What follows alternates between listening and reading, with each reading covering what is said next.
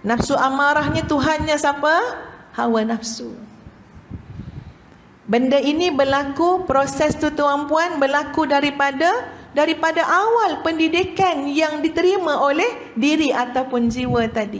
Sebab itu disebut oleh para ulama, ya, anak kecil bila pandai bercakap maka pimpin, maka ajar, maka bawa mereka untuk menuturkan sesuai seperti mana surah Al-Isra ayat 111. Alhamdulillahillazi, ambil daripada alhamdulillah, ya. Alhamdulillahillazi lam yattakhidh walada sehingga ke akhir ayat tadi. Kemudian surah Ali Imran ayat 200. Macam mana bunyi surah Ali Imran ayat yang ke-200? Ya ayyuhallazina amanu isbiru wasabiru warabitu wattaqullaha la'allakum tuflihun. Wahai orang-orang yang beriman, sabarlah kamu. Ya, jadi daripada kecil selalu dibisikkan di telinga anak itu, selalu disebut pada anak itu, wahai orang beriman, wahai ruh yang beriman, wahai jiwa yang beriman, sabar. Salinglah kita sabar, salinglah kita teguh meneguh, salinglah kita bertakwa kepada Allah. Mudah-mudahan kamu akan berjaya. Dan yang ketiga adalah surah Ali Imran ayat 83. Cuma yang ketiga ni Ustazah nak minta tolong. Ada seorang semak sebab saya bimbang salah nombor ayat yang Ustazah cakap. Cuba tengok dulu surah Ali Imran ayat 83. Sebab ayat yang Ustazah maksudkan ini memang disebut oleh Nabi sallallahu alaihi wasallam. Apabila ada nampak buruk akhlak, buruk tingkah laku, degil perangai, maka bisikkan di telinganya surah ini. Ya, cuba tengok sekejap sebab saya nak pastikan betul ataupun tidak ayat dia tu. Ya, boleh? 83. Kalau boleh tunjuk kat Ustazah surah Ali Imran ayat 83. Mana ketua kelas?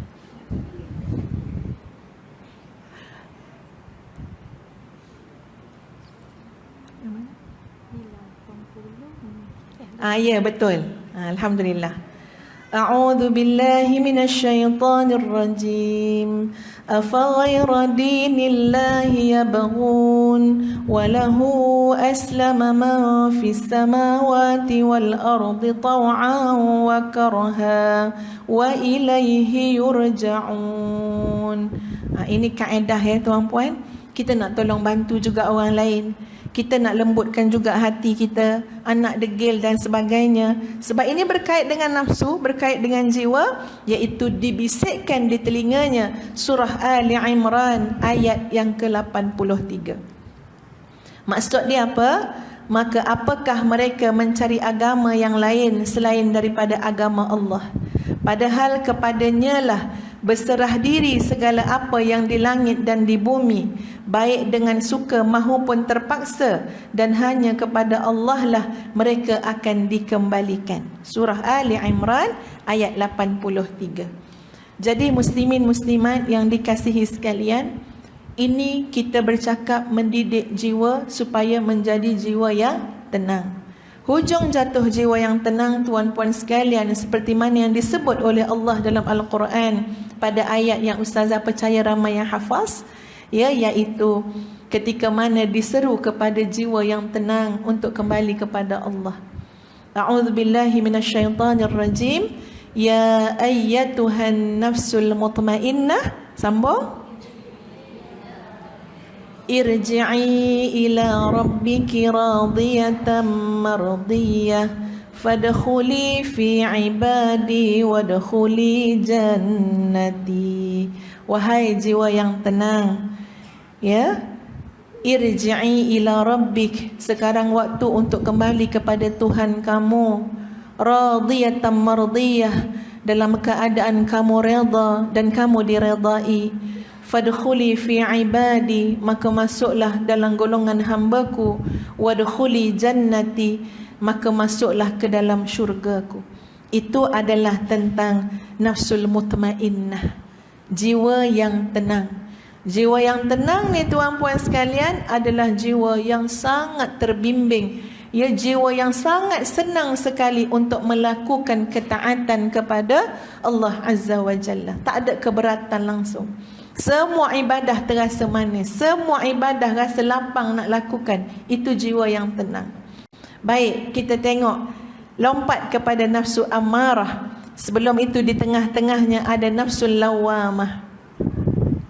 Nafsu lawamah tuan-puan sekalian adalah di antara mutmainnah dengan amarah. Nafsu lawamah adalah nafsu yang menggambarkan tidak konsisten.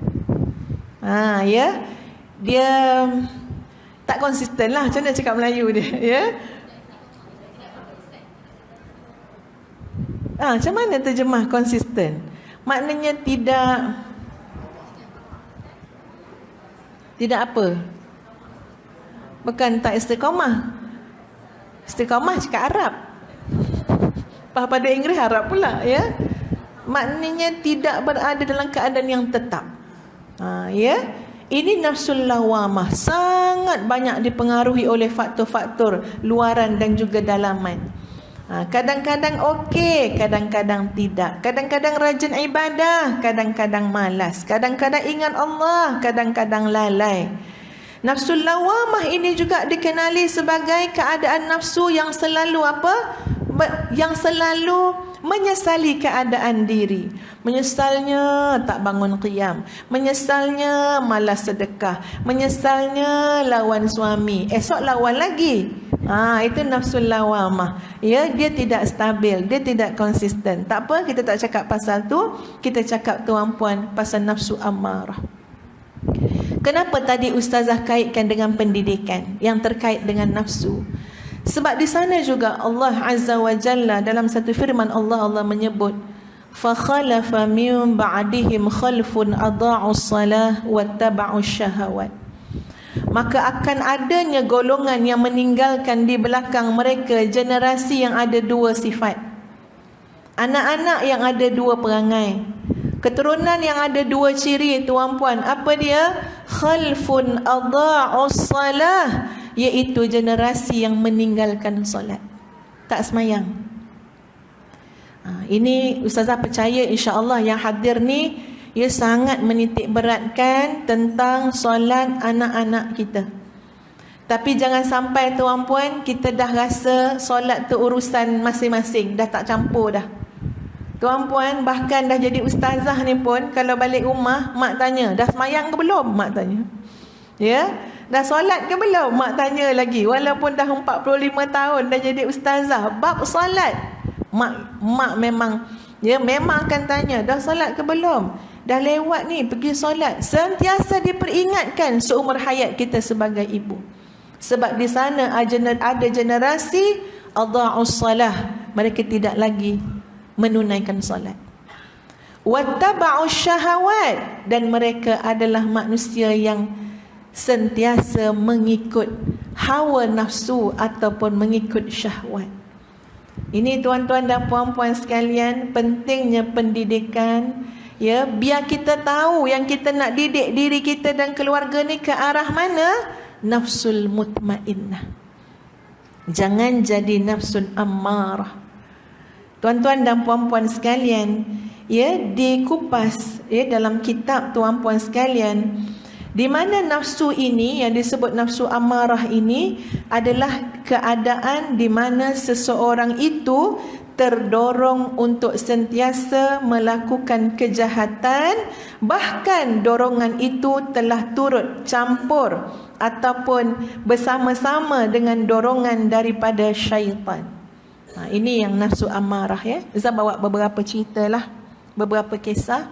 Cuba kita bayangkan kesan yang buruk daripada kehadiran syaitan yang jadi juru runding dalam hidup kita. Semua kita ni ada penasihat. Siapa penasihat kita selama ni? Kita ada penasihat. Sekarang kalau kata penasihat kita syaitan sendirian berhad, marah pula. Ya, ataupun nafsu enterprise ke kan? Tapi kita semua ni tuan-puan ada penasihat. Ada orang menjadikan nasihat dia adalah agama. Ya, Yang menjadi penasihat dia adalah agama. Macam mana cara agama memberi nasihat kepada kita? Kita cari ilmu. Ilmu tu akan jadi nasihat pada kita. Tapi ada orang syaitan menasihati dia. Ada orang hawa nafsu jadi penasihat dia. Ustazah bawa satu contoh, tuan-tuan dan puan-puan sekalian. Ada kes sekarang ni, ya, kes ibu yang bunuh anak. Ya, kes ibu yang bunuh anak. Kita rasa dari sudut kasih sayang yang Allah bekalkan kepada seorang ibu, pasti, ya, sama ada dari sudut kemanusiaan dan sebagainya, takkan tergamak nak bunuh anak. Tapi ini bukan kes satu dua kes, ya, dah banyak dah. Kes ayah bunuh anak, mak ayah bunuh anak. Marah sangat si ayah ni, dia nak tidur malam, anak menangis-nangis. Apa berlaku? Lepas tu dah marah, terhumban anak, tercampak anak, anak jatuh, pecah kepala, meninggal dunia. Ya, tuan-tuan dan puan-puan sekalian.